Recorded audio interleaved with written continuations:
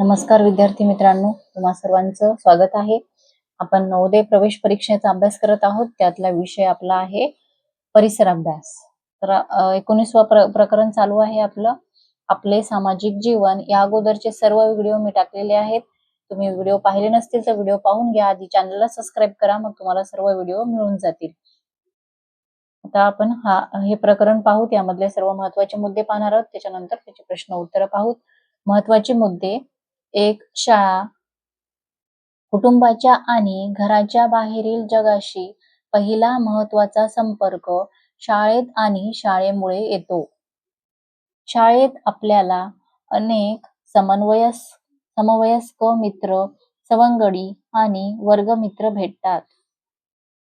शाळेमुळे आपल्या जीवनात शिस्त लागते, आपण शहाणे होतो, हुशार व चौकस होतो. म्हणजे आपल्याला शाळेमध्ये काय काय भेटतं, त्यानंतर शाळेत आपण गेल्यामुळे आपल्याला आपल्या मुलामध्ये काय बदल होतात किंवा आपल्यामध्ये काय बदल होतात हे याच्यामध्ये सांगितलेलं आहे. शाळेचे फायदे: शाळेमुळे शिकण्याच्या व ज्ञान मिळवण्याच्या विविध पद्धती समजतात. शाळेमध्येच क्रीडा, चित्रकला, नृत्यकला, खेळ अशा इतर गोष्टींचाही परिचय होतो. शाळेमुळेच इतरांबद्दलची आपुलकी वाढते, समानतेचे महत्त्व कळते, शिस्त लागते, एकतेची गरज समजते आणि शिक्षकांबद्दल आदर वाढतो. सार्वजनिक स्वच्छतेचे पहिले धडेही आपणास शाळेतूनच मिळतात. दुसरा पॉइंट आहे बाजार. बाजार काय असतो ह्या मुद्द्यामध्ये आपल्याला सांगितलेला आहे.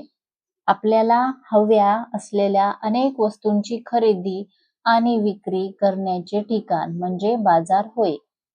आपण बाजारात प्रामुख्याने खूप वस्तू विकत घेण्यासाठी ग्राहक म्हणून जातो. म्हणजे जो वस्तू विकत घ्यायला जातो त्याला ग्राहक म्हणतात. आणि बाकीचे जे भाजीपाला वगैरे किंवा कोणत्याही वस्तू विकणारे असतात त्यांना विक्रेते म्हणतात. तर या उलट वस्तू विकण्यासाठी बाजारात जे लोक येतात त्यांना काय म्हणतात? विक्रेते. जसे शेतकरी आहेत किंवा एखादे दुसरे कोणत्या पण वस्तू विकणारे लोक असतात, दुसऱ्या गावावरून सुद्धा येतात बरेच जण वस्तू विकण्यासाठी, त्यांना विक्रेते म्हणतात. वस्तीनुसार बाजाराचे ग्रामीण बाजार आणि शहरी बाजार असे 2 प्रकार पडतात. आता या बाजारामध्ये सुद्धा 2 प्रकार आहेत. ग्रामीण म्हणजे खेडेगावातले बाजार आणि शहरी म्हणजे शहरामध्ये जे बाजार भरतो त्याला शहरी बाजार असे म्हणतात. ग्रामीण भागात प्रामुख्याने आठवडी बाजार भरतो. आठवडी बाजारात ताज्या भाज्या, धान्य व इतर शेती उत्पादने मिळतात. तसेच कारागिरांनी तयार केलेल्या अनेकविध वस्तू आणि गरजेच्या गोष्टी आपण खरेदी करू शकतो. शहरात दुकाने असतात, तसेच सुपरमार्केट सारखी खूप मोठी दुकाने असतात. जिथे एकाच दुकानात आपल्या गरजेच्या सर्व वस्तू मिळतात. शहरात शॉपिंग मॉलही असतात, जेथे एकाच इमारतीत अनेक मजल्यांवर दुकाने असतात. शहरातील दुकाने, सुपरमार्केट आणि शॉपिंग मॉल येथे मिळणाऱ्या अनेक वस्तू वेष्टन बंद पाकिटांमध्ये किंवा पुडक्यांमध्ये मिळतात. म्हणजे जे सुपरमार्केट, जे मोठ्या सिटीमध्ये दुकानं असतात तिथे प्रत्येक गोष्ट पॅकिंग केलेली असते आणि ते पूर्ण पॅकेटामध्ये आपल्याला जसं प्रमाण पाहिजे त्या प्रमाणामध्ये भेटतं. अर्धा किलो, 1 किलो, पाव किलो अशा प्रमाणामध्ये मिळत असतं. या पुडक्यांवर वस्तू संबंधीची विविध माहिती दिलेली असते. तसेच त्यावर बारकोड आणि स्टिकर लावलेले असतात. पुडक्यांवरील स्टिकरवर वस्तूचे वजन, उत्पादनाची तारीख, कालबाह्यतेची मर्यादा, वस्तूची किंमत, तसेच वस्तूमधील विविध घटक, वापरण्यासंबंधीच्या सूचना इत्यादींची माहिती असते. ग्राहकाने खरेदी केलेल्या अशा विविध पुडक्यांच्या किमतीची बेरीज करण्यासाठी बारकोडचा वापर केला जातो, ज्याद्वारे गणनयंत्राद्वारे जलद गतीने बिल तयार केले जाते. तर अशा प्रकारे हा आपल्याला आपले सामाजिक जीवन कशा प्रकारे असतं, सुरुवात कुठून होते आपली, हे सर्व दिलेलं आहे. सर्वात पहिले काय होत असतं, लहान मुलं आपल्या कुटुंबामधून शिकत असतं. त्याच्यानंतर मग कुटुंबाच्या नंतर कोणता असेल त्याचा संपर्क जास्त येतो तर शाळा. सगळ्यात पहिले मग तो शाळेमध्ये जातो. मग शाळेमध्ये त्याच्या सर्वांशी ओळख होते, जगाशी ओळख होते. बाहेर पडतं मूल पहिल्या वेळेस. तेव्हा त्याचा पहिला कोणता असतो, घराच्या बाहेर पडण्यासाठी संपर्क शाळा असतो. नंतर बाजाराविषयी माहिती दिलेली आहे. तर आता आपल्याला ह्याच्यावरचा स्वाध्याय पाहायचा आहे. त्या स्वाध्यायामध्ये 5 प्रश्न दिलेले आहेत. तर प्रश्न वाचून घेऊत आपण. पुढील प्रश्नांसाठी योग्य पर्यायाचे वर्णाक्षर असलेले वर्तुळ काळे करा. प्रश्न पहिला, आपण वस्तू खरेदी करण्यासाठी कोठे जातो? ए. ग्रामपंचायत, बी. Police Thane, C. बँक आणि डी. बाजार.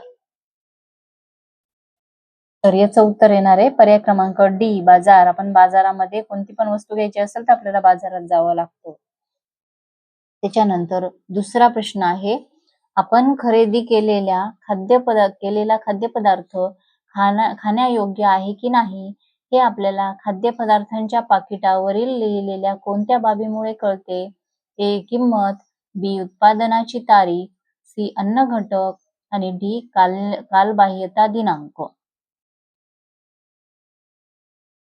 तर आपल्याला कशावरून कळत असतं बघा, आपण कधी पण एखादी वस्तू घेतली, ती खाण्याची असेल तर जास्त सगळ्यांनी खाण्याची असो की कोणती पण जी गोष्ट आहे त्याची आपण काय पाहत असतो, MF जी तिथं म्हणजे तयार केलेली तारीख जी असते ती पाहतो आणि त्याच्यानंतर एक्सपायरी डेट पाहत असतो.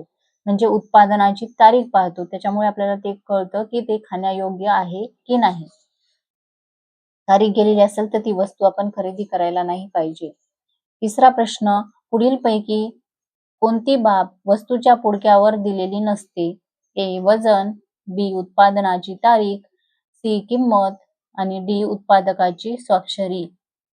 तर याचं उत्तर आहे पर्याय क्रमांक डी, उत्पादकाची स्वाक्षरी ह्या वस्तूच्या पुडक्यावर दिलेली नसते. त्याच्यानंतर चौथा प्रश्न आहे, कुटुंबाव्यतिरिक्त पुढीलपैकी कोणत्या गोष्टीमुळे आपला बाहेरच्या जगाशी प्रथम आणि सर्वाधिक संबंध येतो? ए. नगरपालिका, बी. राज्य शासन, सी. शाळा आणि डी. दवाखाना. कुटुंबाव्यतिरिक्त कोणत्या गोष्टीमुळे आपल्या बाहेरच्या जगाशी प्रथम आणि सर्वाधिक संबंध येत असतो? तर शाळा. पर्याय क्रमांक सी, शाळा. बघा, लहान मूल जेव्हा मोठं व्हायला लागतं तेव्हा सर्वात पहिले कुटुंबात राहतं, त्याच्यानंतर त्याला शाळेमध्ये घातलं जातं. प्रश्न 5वा, अभ्यासाव्यतिरिक्त शाळेमध्ये अजून कोणत्या गोष्टींशी आपला परिचय होतो? ए. नातेवाईक, बी. बाजार, सी. कला क्रीडा आणि डी. बँक आणि पोस्ट ऑफिस. तर अभ्यासाव्यतिरिक्त शाळेमध्ये अजून कोणत्या गोष्टीशी आपला परिचय होतो? पर्याय क्रमांक सी, कला क्रीडा. म्हणजे तिथे वेगवेगळ्या कला शिकायला मिळतात, खेळ खेळायला भेटतात, क्रीडांगण असतं म्हणजे मैदान असतं, तिथे वेगवेगळे खेळ घेतले जातात. अशा प्रकारे आपले सामाजिक जीवन यावरील आपण महत्वाचे मुद्दे पाहिले, त्यामध्ये दिलेलं सर्व माहिती पाहिलेली आहे आणि त्याच्यावरचा स्वाध्याय सुद्धा कंप्लीट केलेला आहे. तुम्हाला व्हिडिओ समजला असेल तर व्हिडिओला लाईक करा आणि असेच पुढचे व्हिडिओ पाहण्यासाठी चॅनलला सबस्क्राईब करा. व्हिडिओ बघितल्याबद्दल धन्यवाद.